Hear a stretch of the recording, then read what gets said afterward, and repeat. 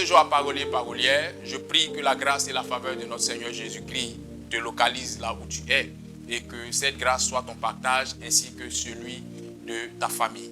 Bienvenue à notre dévotion matinale qui aura pour thème principe prophétique. Matthieu le chapitre 13, versets 53 à 58 qui s'affiche maintenant sur ton écran nous dit en substance que Jésus étonnait tout le monde par sa sagesse et par sa connaissance. Et ceux qui étaient étonnés se posaient la question de savoir, n'est-ce pas lui le fils de Marie et de Joseph? Mais plus loin dans ce passage, la Bible déclare qu'un prophète n'est méprisé que dans sa patrie. C'est la raison pour laquelle il y accomplit peu de miracles. Amen.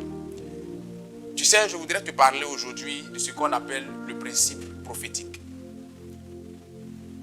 Le prophétique est quelque chose de sacré. Le prophétique est une chose qui se manifestera dans ta vie en fonction de la manière dont tu le regardes, ou en fonction de la manière dont tu le traites, ou en fonction de la considération et de l'intérêt que tu lui porteras. Beaucoup de chrétiens ne sont pas bénis. Plusieurs personnes passent à côté de leur bénédiction ou de leur grâce parce que ces personnes-là ont une mauvaise attitude vis-à-vis du prophétique. Parce que ces personnes-là ont un traitement très maladroit vis-à-vis de la chose sacrée, vis-à-vis de la chose consacrée, vis-à-vis de la chose prophétique. Il y a certaines personnes que Dieu a eu à conduire auprès des hommes de Dieu, ou auprès d'un homme de Dieu.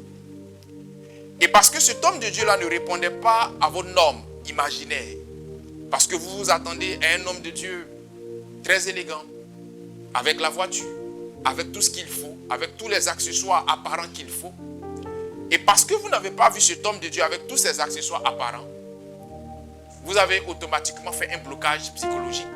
Vous avez automatiquement méprisé cette personne, estimant qu'elle n'était pas la porte indiquée par laquelle votre miracle devait venir. Il est aussi arrivé pour vous qui avez un homme de Dieu comme ami, un homme de Dieu comme parent.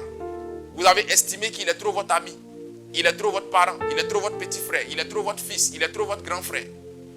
Et ce regard des choses, ce traitement que vous avez eu, cette attitude que vous avez eue vis-à-vis de cette personne a automatiquement été un obstacle à la manifestation du sacré, à la manifestation du prophétique que cette personne détient en elle dans votre vie.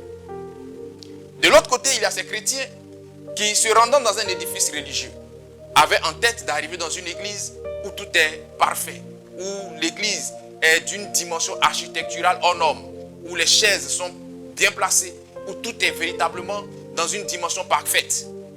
Et on arrive dans une église où on a le minimum. On se met automatiquement dans une attitude méprisable. On estime que ce n'est pas l'église à laquelle on pensait. Et ce n'est pas l'église dans laquelle on pense ou de laquelle on pense que notre miracle pourra se produire. À partir de ce moment, il y a un obstacle et le miracle ne se produit pas. Souvenez-vous que la Bible déclare: Dieu se sert des choses viles pour confondre les sages et il se sert des choses faibles pour confondre les forts ou les fortes.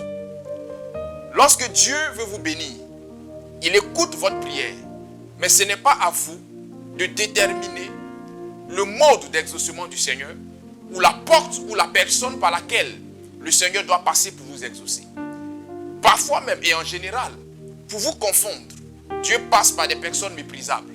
Dieu passe par des personnes négligeables et négligées afin de pouvoir vous faire parvenir la réponse à la prière que vous lui avez adressée depuis des lustres.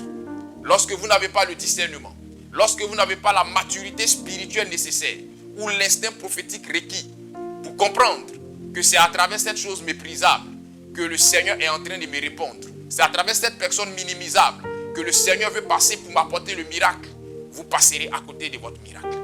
Jésus-Christ lui-même a connu cette situation. Les gens s'attendaient à ce que Jésus-Christ vienne d'une manière extraordinaire. Mais le Seigneur, Dieu des armées, a voulu que Jésus-Christ naisse dans une mangeoire. Et cela a déphasé tout le monde. Parfois, le Seigneur sort là où vous ne pensez pas qu'il sortira. Comme on le dit communément chez nous les Ivoiriens, Dieu parfois dans sa manifestation, il a pour habitude de sortir dans l'eau. Je prie que le Seigneur vous donne la bonne compréhension des choses et que les écailles tombent de vos yeux afin que vous puissiez comprendre d'où viendra votre miracle et avoir l'attitude qu'il faut. Que le Seigneur vous bénisse et que sa grâce soit sur vous. Dieu est bon en tout temps. Shalom, shalom.